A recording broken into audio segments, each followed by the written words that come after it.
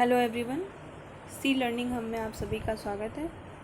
ये video NTA UGC net JRF sociology से संबंधित है और इसमें classical thinkers unit 1 Karl Marx से जो भी क्वेश्चंस आए हुए हैं उसको डिस्कस किया जाएगा।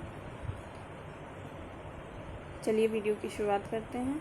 इससे पहले यूनिट 1 के जो क्लासिकल थिंकर्स हैं दुर्खीम एंड मैक्स वेबर, उन पर जो भी क्वेश्चंस पिछले एग्ज़ाम्स में आए हुए हैं जो मोस्ट इम्पॉर्टेंट और रेलिवेंट हैं जून 2020 के लिए, तो उसको भी शामिल किया है। तो वो वीडियो देख लीजिएगा आप, उसका लिंक मैं डिस्क्रिप्शन में दे दूँगी।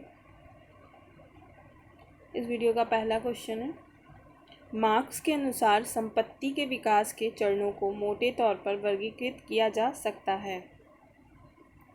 तो मार्क्स के अनुसार संपत्ति का जो विकास हुआ है उसको जो जिन चरणों में मार्क्स के अनुसार माना गया है उसमें पहले था, सबसे पहले उनके अनुसार आदिम साम्यवाद आया, फिर वर्ग विभेदीकरण व असमानता, फिर वर्ग विहीन समाज। आदिम साम्यवाद में सभी का समान अधिकार संपत्ति पर, कोई भेदभाव नहीं। वर्ग विभेदीकरण व असमानता का समय आया, जैसे सामंतवादी समाज की पूंजीवादी समाज, इन सब समाजों में वर्ग विभेदीकरण व असमानता पाई गई। और वर्ग विहीन समाज की कल्पना मार्क्स ने की है कि समाजवाद आएगा, फिर साम्यवाद की स्थापना होगी और सार्वजनिक संपत्तियों पर सभी का समान अधिकार होगा और सर्वहारा वर्ग जो होगा वो मेन रोल में होगा।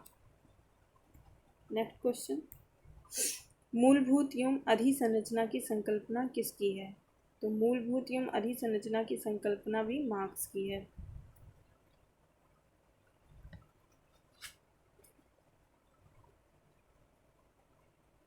नेक्स्ट क्वेश्चन, निम्नलिखित में से किसने सामाजिक स्थितियों का विश्लेषण करते समय वस्तुओं की फेटिसिज्म ऑफ कमोडिटीज़ पद का प्रयोग किया है? तो ये किया है मार्क्स द्वारा ही किया गया है, इसका प्रयोग फेटिसिज्म ऑफ कमोडिटीज़ पद का प्रयोग किया है इन्होंने।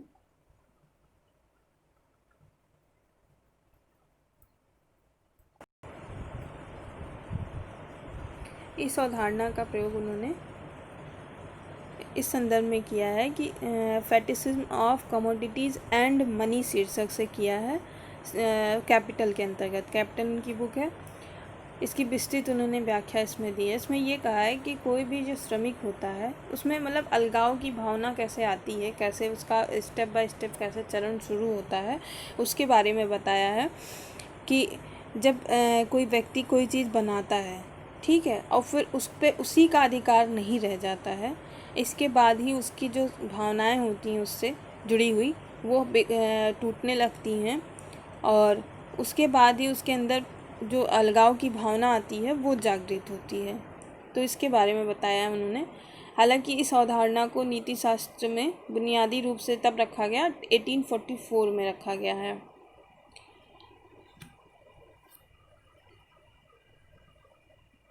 नेक्स्ट क्वेश्चन, कौन समुदाय के अंदर सामाजिक वर्गों के विभेदीकरण के द्वारा राज्य के आविर्भाव की बात करते हैं? कार्ल मार्क्स की संघर्षवादी सिद्धांत वेदता हैं, वो उनका मानना है कि प्रत्येक वस्तु में आंतरिक परिवर्तन के लक्षण पाए जाते हैं, प्रत्येक पदार्थ में। तो उन्हीं द्वंद्वात्मक भौतिकवाद का सिद्धांत उन्होंने दिया इसी आधार पर। और वो हीगल के पहले तो अनुयायी थे, हीगल के सिद्धांत पे चल रहे थे, लेकिन उन्होंने कहा कि हीगल उल्टा चल रहे हैं और उनके सिद्धांत को मैं सीधा कर रहा हूँ, यानी हर चीज़ विचार से नहीं, पदार्थ जो पहले आता है पदार्थ यानी भौतिकतावाद, चीज़ें पहले उपस्थित होती हैं, उसके बाद ही उसको देखकर हमारे मन में किसी भी तरह का विचार उत्पन्न होता है।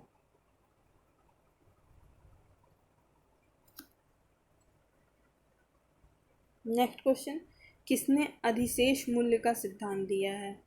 तो अधिशेष मूल्य, अतिरिक्त मूल्य, ये क्वेश्चन बहुत पूछा जाता है, ये भी कार्ल मार्क्स ने ही दिया है, अतिरिक्त मूल्य की अवधारणा। इसके अनुसार, मार्क्स के अनुसार इसमें क्या है कि वस्तु के मूल्य का निर्धारण उत्पादन में लगे श्रम से होता है, ना कि पूंजी से। मार्क्स के अनुसार अतिरिक्त मूल्य वह होता है जो श्रमिक द्वारा वास्तव में अपनी श्रम शक्ति के बदले में खर्च किए गए मूल्य से अतिरिक्त उत्पन्न किया जाता है। और यह अतिरिक्त मूल्य श्रमिक द्वारा उत्पन्न किया जाता है। लेकिन इसे जिसको मार्क्स बुर्जुआ पूंजीपति कहते हैं, बुर्जुआ वर्ग, इसको पूरी तरह से अपने आधिपत्य में ले लेता है। उन्होंने एक फॉर्मूला भी इसको दिया है कि अतिरिक्त मूल्य जो होता है, ये ध्यान रखिएगा, अतिरिक्त मूल्य, इसको याद कर लेंगे तो और भी आसान हो जाएगा आपके लिए। कुल उत्पादित मूल्य माइनस श्रमिकों की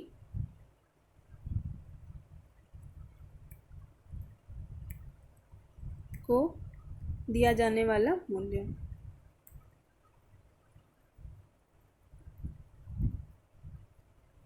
ये होता है अतिरिक्त मूल्य। नेक्स्ट क्वेश्चन, यह किसका विचार है कि क्रांति इतिहास का इंजन है? तो ये भी कार्ल मार्क्स का विचार है कि क्रांति जो है इतिहास का इंजन है। उन्होंने माना है कि जब भी क्रांति होती है तो परिवर्तन आता है और क्रांति से ही सही व्यवस्था स्थापित हो सकती है और सर्वहारा वर्ग को उनके अधिकार मिलेंगे। इसीलिए वो कहते हैं कि रक्त रचित क्रांति होगी और तब उसके बाद से सर्वहारा वर्ग को समाजवाद आएगा और ट्रांजिशन फेज होगा, फिर साम्यवाद आएगा। नेक्स्ट क्वेश्चन, मार्क्स की व्याख्या के अनुसार सही तर्कसंगत क्रम की पहचान कीजिए। ऐसे क्वेश्चन बहुत आते हैं तो उसको बहुत ध्यान से देखिएगा। मार्क्स के अनुसार पहले क्या होता है कि स्वयं में वर्ग, फिर स्वयं के लिए वर्ग, फिर वर्ग संघर्ष होता है और फिर सामाजिक रूप से रूपांतरण होता है। अब इसको समझ लीजिए कि स्वयं में वर्ग कब होता है और स्वयं के लिए वर्ग कब होता है। मार्क्स के अनुसार वर्ग आर्थिक अवधारणा है और वर्ग वह समूह है जिसका उत्पादन की प्रणाली के साथ समान व निश्चित संबंध होता है। और चूँकि पूंजीवादी समाज के अलावा आरंभिक युगों में वर्ग नहीं था, श्रेणी थी, अर्थात जिसकी विशेषताएं, श्रेणी में क्या था, सभी समान थे, लेकिन उस समय क्या था, चेतना का अभाव था। तो अगर हम वर्ग में से चेतना को निकाल दें तो होता है स्वयं में वर्ग। स्वयं में वर्ग होता है वर्ग माइनस चेतना, चेतना नहीं होती है इसमें। फिर मार्क्स ने माना कि अस्तित्व चेतना का निर्धारण करता है, अतः समान दशाओं में समान चेतना का जन्म होता है, जिसके फलस्वरूप वे अपने अधिकारों को लेकर जागृत हो जाते हैं और उन्हें वो प्राप्त करने के लिए सब संगठित हो जाते हैं। तो हो जाता है ये स्वयं के लिए वर्ग, यानी वर्ग प्लस चेतना। जब वर्ग में चेतना जुड़ जाती है तो वो बन जाता है स्वयं के लिए वर्ग। ये ध्यान रखिएगा, चेतना नहीं तो स्वयं में वर्ग, और जब चेतना जुड़ गई तो स्वयं के लिए वर्ग, और फिर यही जब संगठित हो जाते हैं तो वर्ग संघर्ष होता है और फिर चेंज आता है।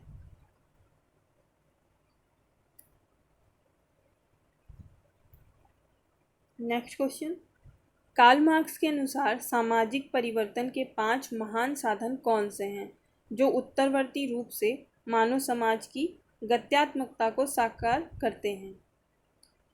इसमें दासत्व, प्राथमिक साम्यवाद, पूंजीवाद, सामंतवाद और समाजवाद। तो इसका क्रम देखना है कि पहले क्या है। तो सबसे पहले क्या था, आदिम साम्यवाद, जिसको प्राथमिक साम्यवाद भी कहते हैं। फिर आया सामंतवाद, दासत्व प्रथा, दास प्रथा। फिर फिर उसके बाद आया दासत्व प्रथा, फिर आया उसके बाद आया सामंतवाद। दासत्व के बाद सामंतवाद आया, फिर सामंतवाद के बाद पूंजीवाद आया और उसके बाद मार्क्स के अनुसार समाजवाद आएगा, जो ट्रांजिशन फेज होगा। उसके बाद फिर से पुनः साम्यवाद आएगा। तो ये इतने 5 फेज बताए हैं मार्क्स ने, समाज के 5 फेजों में बांटा है। इसका आंसर सी है।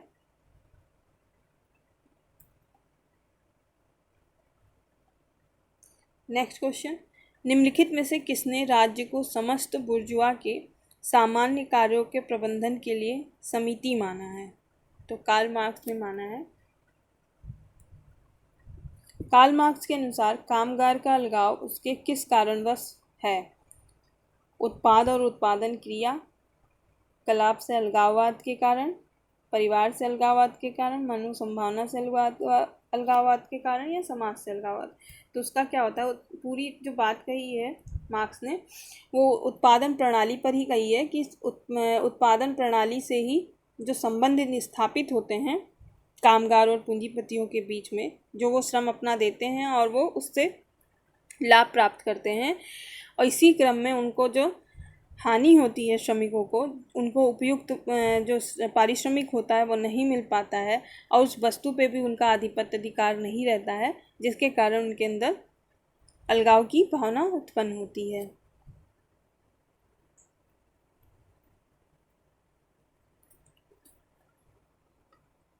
जैसे कि उन्होंने उत्पादन की शक्तियों तथा उत्पादन के संबंध में एक बात कही है कि उत्पादन की शक्तियों में शामिल जो चीज़ें होती हैं, तकनीकी ज्ञान, तकनीक का स्तर, यंत्र, पदार्थ आदि शामिल होते हैं। और उत्पादन के संबंध में उत्पादन के साथ एक निश्चित संबंध होता है जिसके पश्चात उत्पादन संभव हो पाता है। जैसे कि किसी भी कंपनी में मालिक और मजदूर का जो भी संबंध होता है वो इसके अंतर्गत आता है।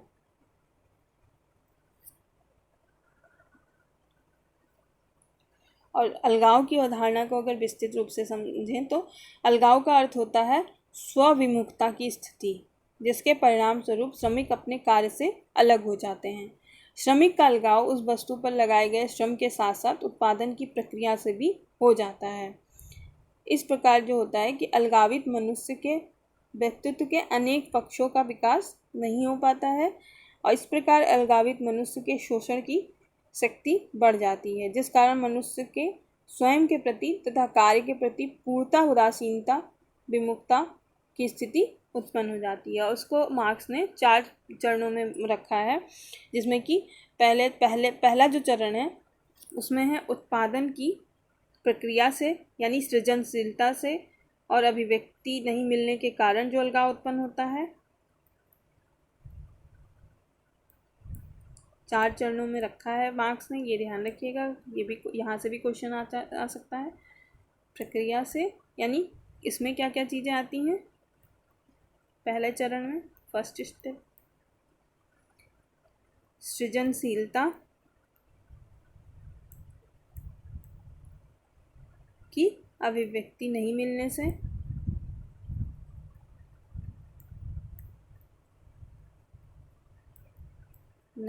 से, होता है।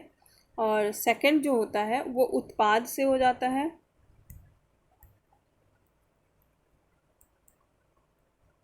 शोषण के कारण उत्पाद से होता है। और फिर थर्ड चरण होता है, ये सेकंड है। थर्ड होता है इसमें सहकर्मियों से यानी अपने साथ काम करने वालों से भी एक अलगाव की भावना हो जाती है श्रमिकों में, इसमें प्रतिस्पर्धा के कारण। इसका कारण है प्रतिस्पर्धा। और फिर स्वयं से हो जाता है। और इन सभी कारणों से फिर अंतिम जो चरण होता है वो श्रमिकों का स्वयं से अलगाव उत्पन्न होता है। फोर्थ में स्वयं से अलगाव, इन सभी कारणों से, उपयुक्त सभी कारणों से। नेक्स्ट क्वेश्चन, कार्ल मार्क्स ने किसके बीच वर्ग संघर्ष का जिक्र नहीं किया है? ये ध्यान रखिएगा, नहीं किया है। वैसे तो हर युग में मार्क्स ने माना है कि वर्ग संघर्ष हुआ है, सिर्फ आदिम समाज को छोड़ के। उसके बाद इसमें है धनी और निर्धन के बीच नहीं माना है, मतलब ये टर्म यूज़ नहीं किया है। बाकी इन सब आधारों पे किया है उन्होंने, इसलिए।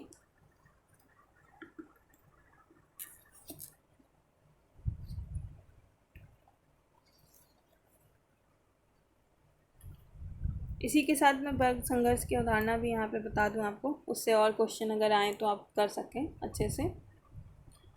मार्क्स मानते हैं कि सभी ज्ञानवान समाजों का इतिहास जो है वो वर्ग संघर्ष का इतिहास रहा है। ये इनका स्टेटमेंट है कि जितने भी ज्ञात हैं समाज, उसका जो इतिहास रहा है वो क्या रहा है, वर्ग संघर्ष का इतिहास रहा है। ये स्टेटमेंट भी पूछा जाता है। इनके अनुसार जो है वर्गों के 2 सामान्य स्वरूप पाए जाते हैं हर युग में, मतलब कि हमेशा। सामंतवादी व्यवस्था में भूस्वामी दास का, कारखाना प्रणाली में पूंजीपति और श्रमिक का। और वर्ग संघर्ष जो है मार्क्स के समस्त राजनीतिक तथा आर्थिक चिंतन में उसकी केंद्रीय अवधारणा में रहा है वर्ग संघर्ष हमेशा। इसी क्रम में उन्होंने दिया है द्वंद्वात्मक भौतिकवाद का सिद्धांत, कि यह सिद्धांत जो है वो हीगल के विचारात्मक द्वंद्ववाद यानी उसमें वाद प्रतिवाद बराबर संवाद से प्रभावित था। परंतु बाद में क्या किया, मार्क्स ने इसके विपरीत द्वंद्वात्मक भौतिकवाद की अवधारणा विकसित की और मार्क्स ने अपनी द्वंद्वात्मक प्रक्रिया को की विचारधारा में भौतिक आयामों तथा संदर्भों के आधार पर समाज में परिवर्तन की प्रक्रिया का विश्लेषण किया है। नेक्स्ट क्वेश्चन, मार्क्स के अनुसार मानव की प्रच्छन्न क्षमता कार्य रूप में परिणत होती है तो उत्पादों के लक्षण के रूप में, लक्ष्य निरूपण में, उत्पादों के लक्ष्य निरूपण में। इसका आंसर बी है। नेक्स्ट क्वेश्चन, निम्नलिखित में से कौन से सिद्धांत शास्त्री संघर्ष सिद्धांतों के बौद्धिक मूल स्रोत माने जाते हैं? तो संघर्ष सिद्धांतवादी मूलतः माने जाते हैं कार्ल मार्क्स तथा मैक्स वेबर माने जाते हैं।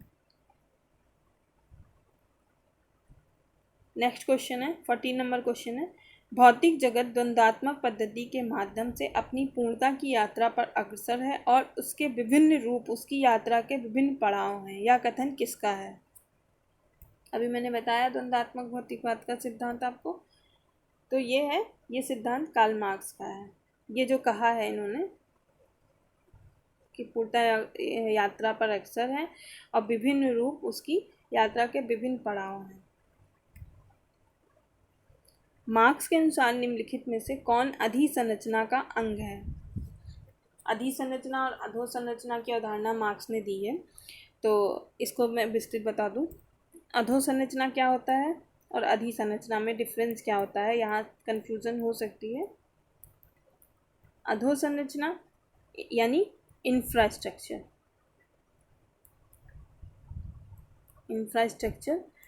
मार्क्स का इससे तात्पर्य है उत्पादन या आर्थिक शक्तियों, यानी जो उत्पादन का काम होता है और या फिर जो भी आर्थिक शक्तियाँ काम करती हैं वो अधोसंरचना कहलाती हैं। और सुपर जो स्ट्रक्चर होता है, सुपर स्ट्रक्चर यानी अधिसंरचना, सुपर स्ट्रक्चर मतलब अधिसंरचना।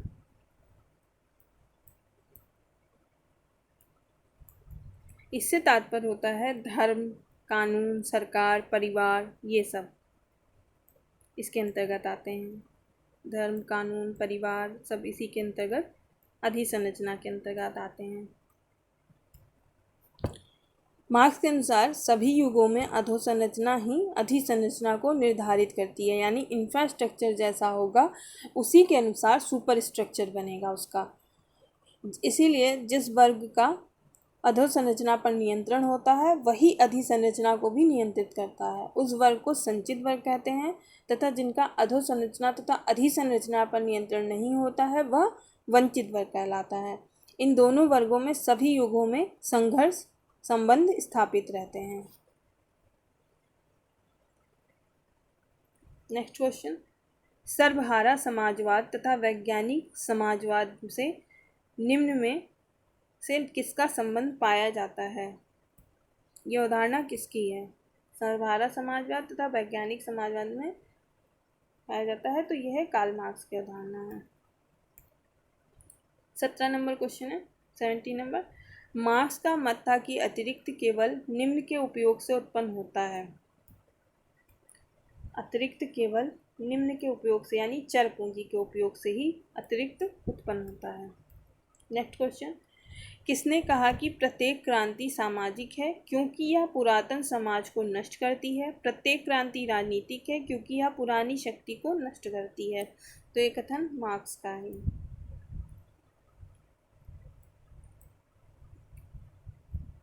D option. नेक्स्ट क्वेश्चन, निम्न में से कौन सी पुस्तक कार्ल मार्क्स द्वारा रचित नहीं है? ये इम्पोर्टेंट है, कौन सी पुस्तक नहीं लिखी गई है मार्क्स द्वारा? तो इसमें द फिलॉसफी ऑफ प्रॉपर्टी नहीं लिखी गई है मार्क्स द्वारा, ये प्रूधो द्वारा लिखी गई है ये बुक, ये ध्यान रखिएगा, प्रूधो। बाकी बुक जो है मार्क्स द्वारा लिखी गई है। The poverty of philosophy, the Holi family, Das Kapital, ये सब मार्क्स की बुक हैं। 20 नंबर क्वेश्चन, निम्नलिखित में से कौन सा एक कथन कार्ल मार्क्स के दर्शन का प्रतिनिधित्व करता है? तो इसमें कार्ल मार्क्स के दर्शन का प्रतिनिधित्व राज्य शोषण का एक उपकरण है। ये कार्ल मार्क्स के, क्योंकि मार्क्स का मानना है कि जो राज्य है वो शोषण का केंद्र है, शोषण करता है। 21 नंबर क्वेश्चन, कार्ल मार्क्स के अनुसार कामगार का अलगाव उसके किस कारणवश है? तो उत्पाद और उत्पादन क्रिया और क्रियाकलाप के से अलगाव के कारण।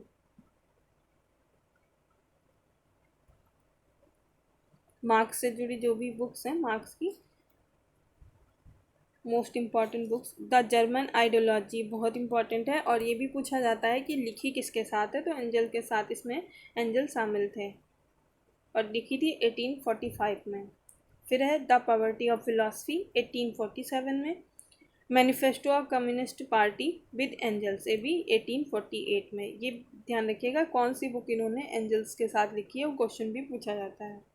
The class struggle in France 1850 में। Holy family, Marx and Engels. Communist manifesto, Marx and Engels, ये मोस्ट इम्पॉर्टेंट बुक है। प्री कैपिटल इकोनॉमिक फॉर्मेशन, फिर capital, a critique of political economy. ये थी इतनी इम्पॉर्टेंट बुक्स जो मार्क्स से संबंधित थी। आई होप ये वीडियो आपके लिए बहुत हेल्पफुल रहा।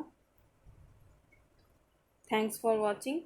वीडियो को लाइक करें, शेयर करें एंड कमेंट करें। साथ ही चैनल को सब्सक्राइब कर लें और बेल आइकन को भी प्रेस कर लें ताकि कोई भी मैं वीडियो डालूँ तो उसका नोटिफिकेशन आपको मिल जाए। इस पर पेपर 1 के लिए भी मैंने शुरू किया है, तो उसके लिए भी क्वेश्चंस जो प्रीवियस ईयर के हैं और मोस्ट रेलिवेंट इस बार के लिए हो सकते हैं उनको ही शामिल किया है। तो टीचिंग एप्टीट्यूड का अभी एक वीडियो अपलोड किया जा चुका है, तो आप उसको भी देख लीजिएगा। और साथ ही करंट अफेयर्स के से रिलेटेड क्विक रिवीजन से अपर आधा क्विक रिवीजन के स्वरूप में है वीडियो, उसको भी देखिएगा क्योंकि करंट अफेयर से भी क्वेश्चन काफ़ी एनटीए ने पूछना शुरू कर दिया है, सब्जेक्ट में भी रिलेट करके और पेपर 1 में भी।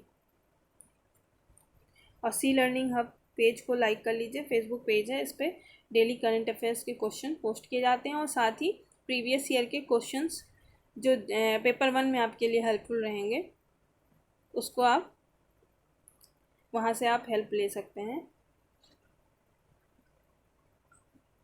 Have a nice day and stay safe.